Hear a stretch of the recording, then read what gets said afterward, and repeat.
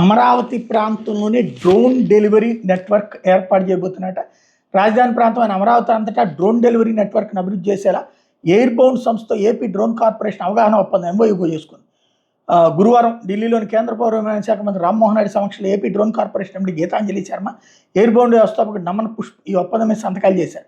అమరావతి, విజయవాడ, గుంటూరు కలుపుతూ డ్రోన్ కార్యకలాపాలు ప్రారంభించేందుకు ఎయిర్ బౌండ్ సంస్థ logistics, e commerce, health care రంగాల్లోని భాగస్వాములతో కలిసి పనిచేయబోతుంది. వచ్చేడాది రోజుకి 10,000 డ్రోన్ ఫ్లైట్స్ నిర్వహించే లక్ష్యంతో ఏపీ డ్రోన్ కార్పొరేషన్ పనిచేస్తుంది.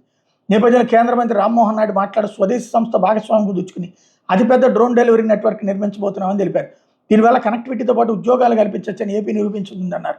AP drone corporation chairman Geetanjali Sharma మాట్లాడుతూ ఎయిర్ బౌండ్ సంస్థ కొత్త డెలివరీ విధానాన్ని ఆరంభించడమే కాకుండా కొత్త లాజిస్టిక్స్ పునాదులు చేస్తుందని తెలిపారు.